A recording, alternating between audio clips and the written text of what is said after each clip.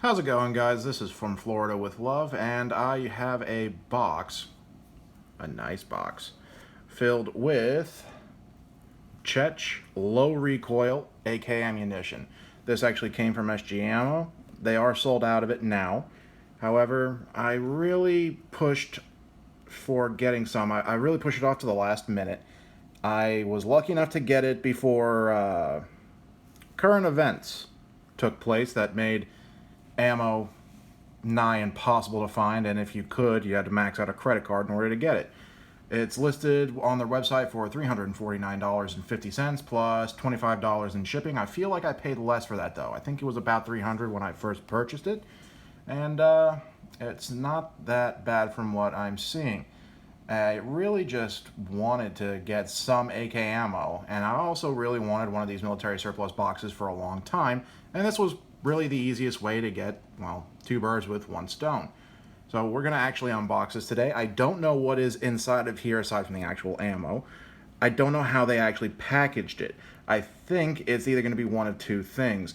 I think it's either going to be 2 Spam cans, although I feel like it's too high for that. So I think it's actually just going to be one of the very large aluminum or tin cans, essentially, that you're going to pull back, and the ammo is going to be in there in individual boxes. The picture on their website is a little bit misleading. It just shows the actual box itself, a smaller cardboard box, and the ammo.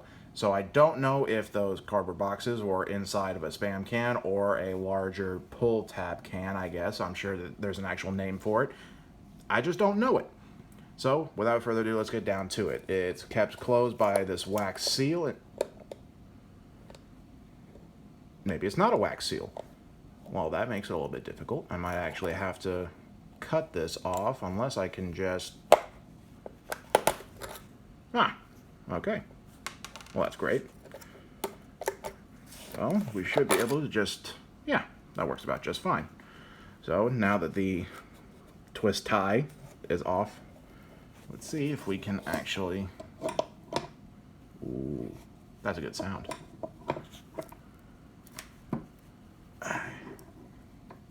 I actually like that it spins free. I feel like a lot of them actually work better that way. Also, this is a very large box, and a fair warning, when I first picked this up when it came in the mail, it was very hefty. And really, it's because it's a metal box filled with metal inside of a wooden box kept together with also metal. And I will give them something. They actually make these really well. The metal parts to this, because the handles to this are chunky and in like the best way. So without further ado, let's see about opening it.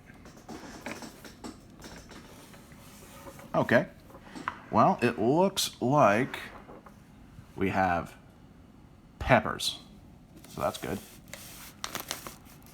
Is it really just cardboard? Ooh. Ooh. That's...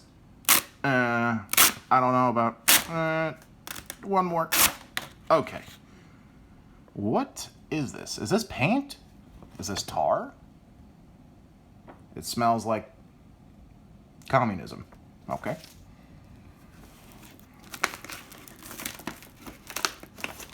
So it might just actually be cardboard boxes. By the way, this quality I know is not going to be great because I'm recording this on an iPhone and it's on a terrible tripod. So please be gentle. It's also basically the first YouTube video I've ever made. So just be gentle. And I feel like I'm going to have to be pretty gentle when it comes to this too.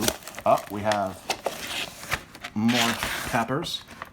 Man, the Communist Bloc was really interested in their peppers. And those are the boxes I saw on the website. So this actually isn't inside of any sort of Spam can or metallic box at all. Interesting.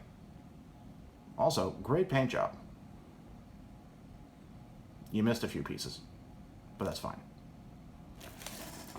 So let's see about this. Now, if Ian McKellen has taught me anything, hi Gun Jesus, if he's taught me anything, there should be a pull tab or some way to get this out of here. But it doesn't look like there is. Are these? No. Okay, so let's see if we can... Okay, calm down. Get over here. Let's see if we can actually figure out a way to get this out of here without completely and utterly wrecking one of them. That looks like a good enough gap.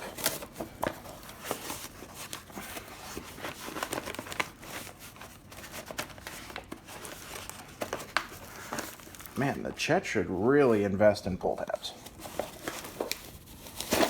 There we go. Okay. So it's just a box. And it looks like they were intending on writing something there, but maybe the wall fell before they got the chance. Although, if I remember right, this is supposed to be a bit older than that, so I don't know why it wouldn't be on there. So let's take a closer look. I'm gonna have to pack all this paper back in because the tin, there was no tin. Which I actually don't mind because it means I can actually probably fit more ammo back in here. So this is the top of the box. Box on a box. Boxception. Peppers. Box. So it looks like they stapled all this shut. So that's good, although I probably would have just preferred them to put it inside of a metallic thing instead of, well, stapling all the boxes shut. I feel like with all the time that you saved doing this, you probably could have just put it in a Spam can. And also, if you tie it to a stick, you could probably just use a Spam can as some sort of bludgeoning weapon.